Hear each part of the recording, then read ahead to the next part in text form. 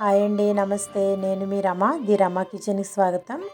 ఈరోజు మన రెసిపీ మజ్జిగ పులుసు. ఈ మజ్జిగ పులుసు చేసుకోవడం చాలా తేలికండి. ఈ వంట చేసుకోవడానికి మనకి ఆయిల్ అనేది అస్సలు అవసరం ఉండదు. చాలా ఈజీగా కూడా ప్రిపేర్ చేసుకోవచ్చు. ఎలా చేసుకోవాలి ఇప్పుడు చూద్దాం. పులిసినటువంటి మజ్జిగ కానీ పెరుగు కానీ తీసుకోవాలి. దాంట్లోకి 2 నుంచి 3 స్పూన్ల వరకు కలిపినటువంటి శనగపిండిని తీసుకోవాలి. వాటర్ వేసి కలిపి పక్కన పెట్టుకోవాలి. ఈ శనగపిండి మిశ్రమాన్ని పుల్లటి మజ్జిగలో వేసి ఒకసారి ఉండలు లేకుండా బాగా కలుపుకోవాలి.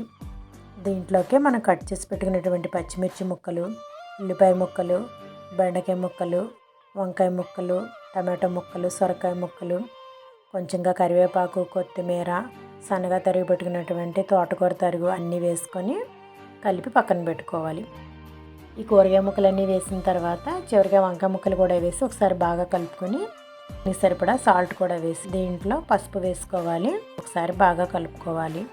మనం ముందుగానే శనగపిండి వేసి కలుపుకోవడం వలన మజ్జిగ అనేది పొయ్యి మీద పెట్టిన తర్వాత విరిగిపోకుండా ఉంటుంది. మజ్జిగ పులుసు చేసేటప్పుడు వాటర్ అనేది కొంచెం ఎక్కువ వేసుకోవాలి. ఇది మరిగేటప్పుడు కొంచెం చిక్కబడుతుంది కాబట్టి ముక్కలు ఉడికేలాగా వాటర్ కన్సిస్టెన్సీ చూసి అడ్జస్ట్ చేసి వేసుకోవాలి.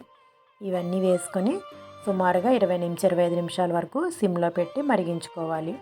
ఇలా బాగా మరిగిన తర్వాత ఒకసారి సాల్ట్ చెక్ చేసుకొని ముక్క ఉడికిందో లేదో చూసుకొని చివరిగా కొంచెం కొత్తిమీరతో గార్నిష్ చేసుకొని పక్కకు దింపుకొని సర్వ్ చేసుకుంటే సరిపోతుంది. వేడివేడి మజ్జిగ పులుసుని వేడివేడి అన్నంలో వేసుకొని సర్వ్ చేసుకుంటే చాలా బాగుంటుంది. ఈ మజ్జిగ పులుసుకి పోపు కూడా ఏం అవసరం లేదండి. ఇది ప్రిపేర్ చేసేటప్పుడు మనం అవకాశం ఉంటే కనుక కొంచెంగా బచ్చల కూర, పాలకూర కూడా వేస్ట్ చేసుకోవచ్చు. హెల్తీగా ఉంటుంది. ఈరోజుకైతే ఇంతేనండి. మరిన్ని రెసిపీస్తో ది రమ కిచెన్లో మళ్ళీ కలుద్దాం. బాయ్ అండి.